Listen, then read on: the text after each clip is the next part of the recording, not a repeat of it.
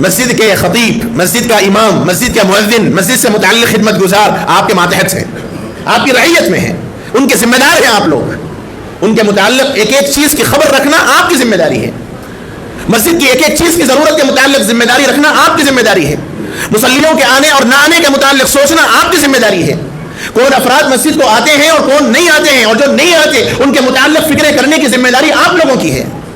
بہت معافی کے ساتھ عرض کرتا ہوں کہ عام طور پر ہماری مسجدوں میں پاخانے کی صفائی کرنے والا مؤذن ہوتا ہے، شاید جواب دیں گے اللہ کے پاس، جو آدمی آپ کو نماز کے لیے بلا رہا ہے آپ اس سے پاخانے صاف کراتے ہیں؟ کبھی آپ کو توفیق ہوئی ایک مرتبہ آپ کی زندگی کے اندر کبھی آپ پاخانے کی طرف گئے کہ صفائی کیے ہو؟ لیکن یہ عاجز ایسے اماموں کو اور ایسے مؤذنین کو جانتا ہے جو باضابطہ مسجد کے پاخانے صاف کرتے ہیں، ان کی قدر مانیے، ان کا احسان مانیے آپ حضرات، اللہ کے ان خادموں کی، اللہ کے گھروں کے ان خدام کی قدر کیجیے، وہ آپ کے خادم نہیں ہیں، میں بار بار کہتا ہوں وہ آپ کے نوکر نہیں ہیں، چار پیسے دے کر آپ ان کو اپنا زر خرید غلام مت سمجھیے، اللہ کے واسطے آپ کی مجال نہیں ہے، آپ کی حیثیت نہیں ہے آپ ان خدام مسجد کی تنخواہ دے سکے۔ تنخواہ کا لفظ پہ غور کر لیجئے، تنخواہ کے معنی ہے وہ چیز جو جسم چاہنے والی ہو، ضرورتیں آپ کے گھروں کی 30 سے 40 ہزار میں پوری نہیں ہوتی، ایک امام کو آپ 8 سے 10 ہزار دے کے کیا جتلانا چاہتے ہیں؟ امام اگر مسجد کو نہ آئے کسی وجہ سے نماز میں نہ آ سکے تو ادنا سے ادنا کمیٹی کا رکن یہ سمجھتا ہے کہ میں پوچھنے کا حقدار ہوں، کمیٹی کا ایک رکن کیا بن گیا؟ بادشاہ بن گیا اپنے وقت کا۔ وہ مسجد کا امام بھی ایک خادم ہے، اس کی بھی ضرورتیں ہیں، اس کے حالات بھی ہیں، اس کے بھی اپنے گھر ہیں، اس کے بھی اپنے تقاضے ہیں، اس کے گھرانے کے اندر بھی بیماریاں ہیں۔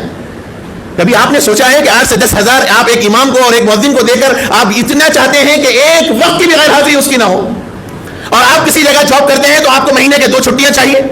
کبھی آپ نے امام کو دی چھٹی؟ کیا گھر کے تقاضے اس کے پاس نہیں ہے؟ دنیا کا شاید یہ واحد ملازم ہوگا، دنیا کا واحد ملازم امام اور مؤذن، خطیب کا تو مسئلہ الگ ہے، اس کو تو پھر بھی آزادی ہوتی ہے، لیکن امام اور مؤذن دنیا کا واحد ایسا ملازم ہے جس کو کوئی چھٹی نہیں ہے، سال کے 12 مہینے کوئی چھٹی اس کو نہیں ہے، اسے جانا بھی ہو تو وہ کسی کو انتظام کرنا پڑے گا۔ تو بعد میں نے ان سے پوچھا کہ آپ جھاڑو کیوں دے رہے تھے؟ ایک مرتبہ تو دے، تو کہا کہ صدر صاحب کا حکم ہے ہر 2 نماز کے درمیان مسجد کی صفوں کو جھاڑو دینی چاہیے، کم سے کم 3 صفحے تو ضرور۔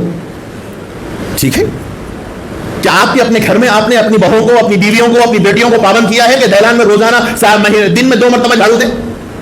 جب آپ جس گھر میں رہتے ہیں آپ کو اپنی بیوی بچوں سے بولنے کی ہمت نہیں ہے تو ایک خادم کو بولنے کی ہمت کہاں سے آ گئی؟ تنخواہ دے رہے ہیں صاحب، پیسے دے رہے ہیں صاحب، ملازم ہے صاحب انہوں ہمارے، حاکمانہ لہجہ۔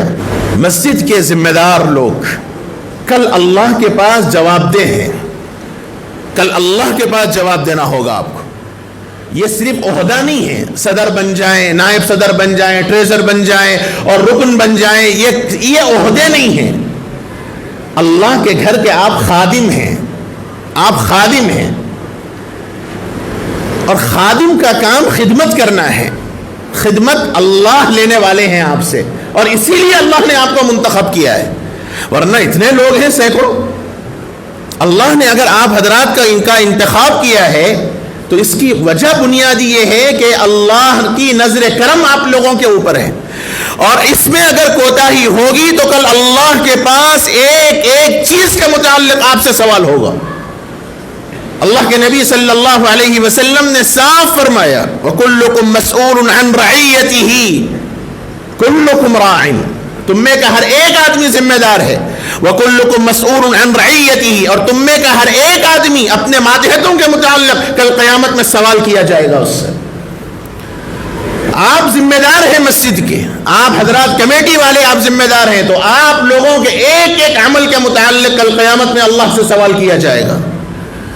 اگر آپ کی خدمت برابر ہے تو اجر و ثواب کے آپ مستحق ہیں، اور اگر آپ کی خدمت میں کوتاہی ہے تو کل قیامت میں اللہ کے پاس آپ کو جواب دینا ہوگا۔ اس لیے آپ ہم میں کا ہر ایک فرد سوچ لے کہ میرے اوپر جو ذمہ داری ہے میں اس ذمہ داری کو پورا کر رہا ہوں یا نہیں کر رہا ہوں۔ آپ حضرات ذمہ دار ہیں، مسجد کے خطیب، مسجد کا امام، مسجد کا مؤذن، مسجد سے متعلق خدمت گزار آپ کے ماتحت ہیں، آپ کی رعیت میں ہیں، ان کے ذمہ دار ہیں آپ لوگ، ان کے متعلق ایک ایک چیز کی خبر رکھنا آپ کی ذمہ داری ہے، مسجد کی ایک ایک چیز کی ضرورت کے متعلق ذمہ داری رکھنا آپ کی ذمہ داری ہے، مصلیوں کے آنے اور نہ آنے کے متعلق سوچنا آپ کی ذمہ داری ہے، کون افراد مسجد کو آتے ہیں اور کون نہیں آتے ہیں، اور جو نہیں آتے ان کے متعلق فکریں کرنے کی ذمہ داری آپ لوگوں کی ہے۔ یہ سارے کام اگر ہوں گے تو پھر آپ مسجد کے صحیح معنوں میں خدمت گزار ہیں۔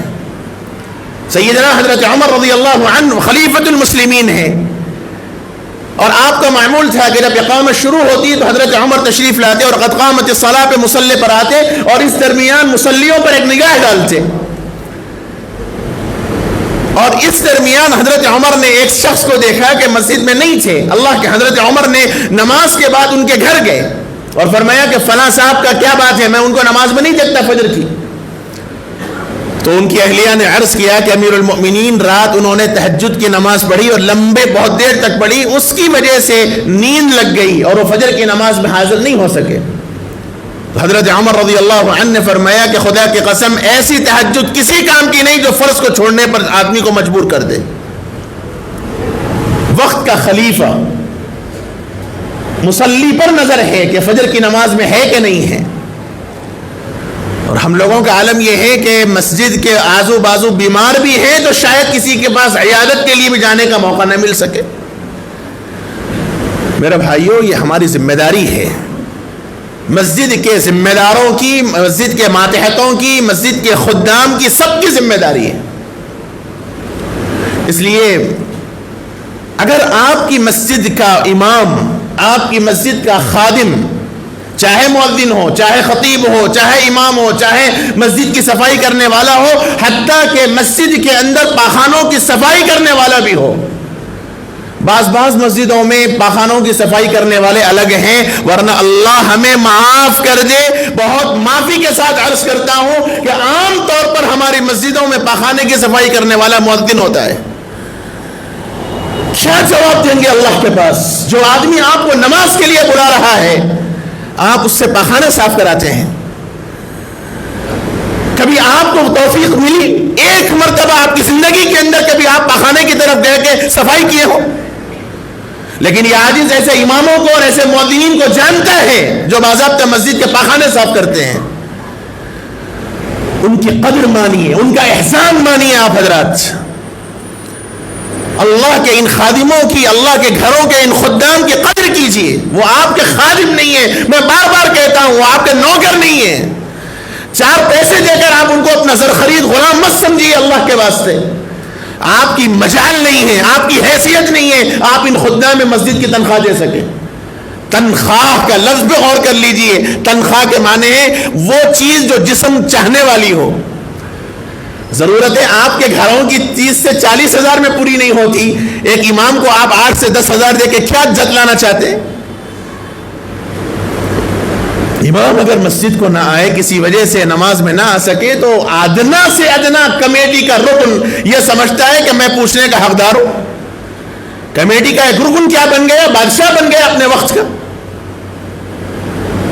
میں یہ نہیں کہہ رہا ہوں کہ سب ایسے ہوتے ہیں، میں ایک دکھڑا رو رہا ہوں، ایک معاشرے کی حالات آپ کے سامنے رکھ رہا ہوں۔ وہ مسجد کا امام بھی ایک خادم ہے، اس کی بھی ضرورتیں ہیں، اس کے حالات بھی ہیں، اس کے بھی اپنے گھر ہیں، اس کے بھی اپنے تقاضے ہیں، اس کے گھرانے کے اندر بھی بیماریاں ہیں۔ کبھی آپ نے سوچا ہے کہ 8 سے 10 ہزار آپ ایک امام کو اور ایک مؤذن کو دے کر آپ اتنا چاہتے ہیں کہ ایک وقت کی بھی غیر حاضری اس کی نہ ہو؟ اور آپ کسی جگہ جاب کرتے ہیں تو آپ کو مہینے کے 2 چھٹیاں چاہیے، کبھی آپ نے امام کو دی چھٹی؟ کیا گھر کے تقاضے اس کے پاس نہیں ہے؟ دنیا کا شاید یہ واحد ملازم ہوگا، دنیا کا واحد ملازم امام اور مؤذن۔ خطیب کا تو مسئلہ الگ ہے، اس کو تو پھر بھی آزادی ہوتی ہے، لیکن امام اور مؤذن دنیا کا واحد ایسا ملازم ہے جس کو کوئی چھٹی نہیں ہے، سال کے 12 مہینے کوئی چھٹی اس کو نہیں ہے۔ اسے جانا بھی ہو تو وہ کسی کو انتظام کرنا پڑے گا۔ آپ میں سے کوئی ایسا کیوں نہیں بڑھتا کہ خود آگے بڑھ کے نماز پڑھائے؟ کیوں نہیں بڑھتا؟ کیوں نہیں بنتا ایسا؟ کیوں اتنی ہمت آپ کے اندر نہیں ہے کہ امام نہ ہو تو آپ خود آگے بڑھ کے نماز پڑھائیں؟ جب آپ کے اندر اتنی ہمت نہیں ہے تو امام پہ انگلی اٹھانے کا بھی آپ کو حق نہیں ہے۔ لیکن ادنا سے ادنا رکن بھی ایک کمیٹی کا کیا رکن بن گیا کہ بس امام پوری بادشاہت مسجد میں چلانا چاہتا ہے۔ مؤذن سے اگر کسی وجہ سے تھوڑی سی تاخیر ہو گئی تو بس قیامت برپا ہو گئی۔ بعض مسجدوں میں دیکھنے میں آیا، ایک جگہ میں اچانک پہنچا، میں عصر کا وقت بالکل تنگ تھا، عصر کی نماز پڑھنے کے لیے رکا تو مؤذن صاحب مسجد جھاڑو دے رہے تھے. حالانکہ عصر اور مغرب میں عام طور پہ وقفہ کتنا ہوتا ہے ہمارے احناف کی مسجدوں کے اعتبار سے؟ بالکل اذان کا وقت قریب تھا، پوری مسجد کو بیچارے جھاڑو دے رہے تھے. حالانکہ عمر کے اس حصے میں ضعیف العمر ہیں، داڑھی ہو گئی، بتا رہے تھے کہ 27 سال ہو گئے مسجد میں خدمت کرتے ہوئے ماشاءاللہ، لیکن جھاڑو کا کٹا ہاتھ سے نہیں ہٹا، اور بڑے فخر سے بول رہے تھے کہ اللہ کے گھر کا خادم ہوں، اللہ نے مجھے چنا ہے. لیکن میں ایک دوسرے زاویے سے سوچا، تو بعد میں نے ان سے پوچھا کہ آپ جھاڑو کیوں دے رہے تھے، ایک مرتبہ تو دیے، تو کہا کہ صدر صاحب کا حکم ہے ہر 2 نماز کے درمیان مسجد کی صفوں کو جھاڑو دینی چاہیے، کم سے کم 3 صفیں تو ضرور. ٹھیک ہے، کیا آپ کے اپنے گھر میں آپ نے اپنی بہوؤں کو، اپنی بیویوں کو، اپنی بیٹیوں کو پابند کیا ہے کہ دہلان میں روزانہ دن میں 2 مرتبہ جھاڑو دیں؟ جب آپ جس گھر میں رہتے ہیں آپ کو اپنی بیوی بچوں سے بولنے کی ہمت نہیں ہے، تو ایک خادم کو بولنے کی ہمت کہاں سے آ گئی؟ تنخواہ دے رہے صاحب، پیسے دے رہے صاحب، ملازم ہے صاحب انہوں ہمارے، حاکمانہ لہجہ. میرے بھائیوں، اللہ کے واسطے ان خدام دین کی قدر کر لیجئے، قدر کیجئے. ان حضرات کا کوئی سہارا نہیں ہے سوائے اللہ کے در کے، اور یہ در ایسا در ہے کہ اگر یہ ہاتھ اٹھا دے تو کل قیامت کے دن آپ کو ایک ایک ربے کا حساب دینا پڑے گا، اور ایک ایک حبے کا حساب آپ کو دینا پڑے گا.